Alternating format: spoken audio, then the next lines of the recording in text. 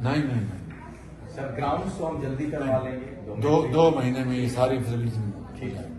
Fund آپ کو آج ہی میں توقیر کو پہنچ جائیں گے. آپ پیسے شروع کر دیں، آپ کو وہ پہنچ جائیں گے. 2 مہینے میں 2 مہینے میں مارچ میں 23 مارچ کو ہوں گے. 23 مارچ کو جو یوم پاکستان ہے 23 مارچ کی جو اہمیت آپ کو علم ہے کسی کو نہیں پتا. 23 مارچ 1940 کو وہاں پر اقبال پارک اب وہ مینار پاکستان کہلاتا ہے.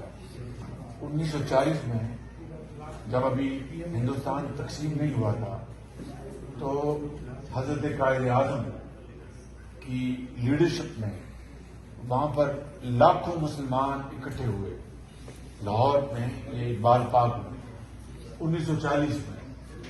اور وہاں سے بنگال سے لوگ آئے، ہندوستان کے ان علاقوں سے لوگ آئے جن کو پتا تھا کہ وہ پاکستان کا حصہ نہیں بنیں گے، وہ بھی آئے.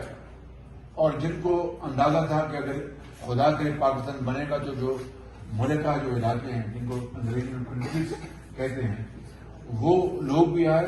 اور وہ وہاں پر مسلمان بزرگ، لائرز، مزدور لاہور میں تھے یا کوئٹہ میں تھے یا کہیں بھی تھے، وہ سب پہنچے وہاں.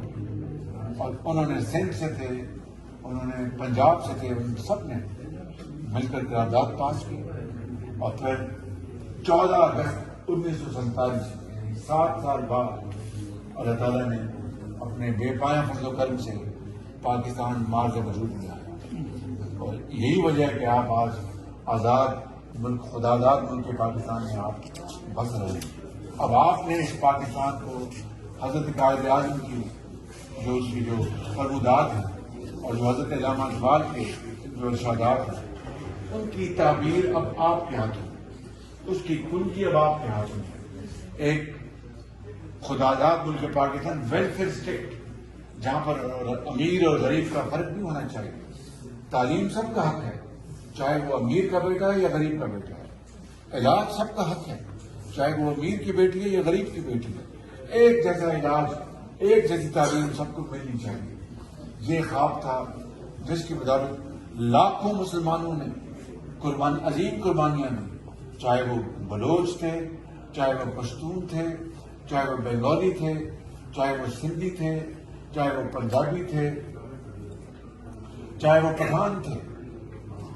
سب نے پاکستان کی اس تاریخ میں حصہ ڈالا.